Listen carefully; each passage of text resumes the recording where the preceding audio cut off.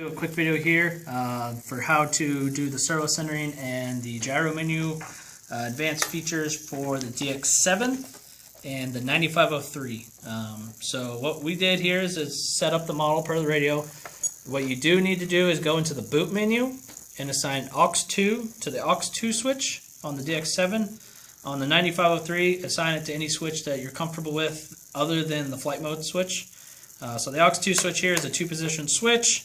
And make sure you also reverse aux2. That's very important. Alright, so to start with, if the switch is up, you're normal. Everything's fine. It's basically like on the DX9 where the trainer button is not pressed. So flip the switch down. That is like the switch is on the trainer button on the DX9 is depressed. And we're going to go into servo centering here. So let's go ahead to the model. And I'll see if we can get it both in here. And with the switch depressed, we're going into servo centering. And right away after that, once you're in here, go ahead and flip that switch up. If you leave it down, you're not going to have good results because, one, it'll eventually time you out of the menu and it won't save your settings. So now that we're in here, I already moved the swash pretty much close to level, maybe a little forward. So what I'm going to do is actually, so you guys can see it, is I'm going to tilt the swash full back. So I'm going to move the front 2 servos up and this back one all the way down, just so you can see that it's saving them. So now we got a pretty good back angle in the swash plate.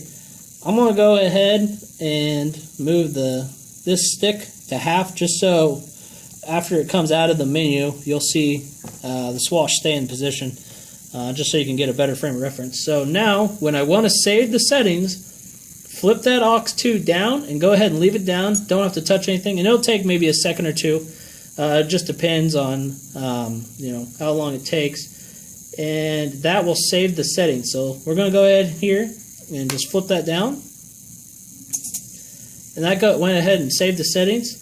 And when you're done, make sure you flip that switch back up, because if you're flying and you actually go into those corners or something, you'll end up going into the menu. But as you can see in the swash, it's full back. It saved those settings. So now if I do it real quick, I'll just go back in here and we'll level the swash here. I'm just going to move this back servo up, move these down a little bit, and that should level it out real quick, just an eyeball.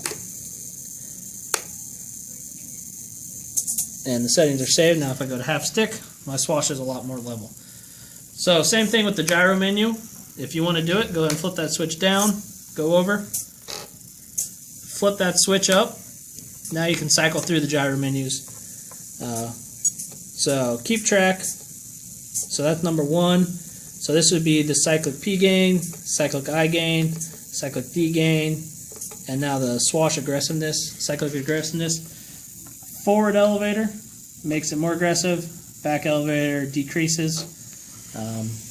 Also right rudder will reset it to the stock value. So for future reference, and then if I want to save those values, just flip the switch, leave it, and it comes back out.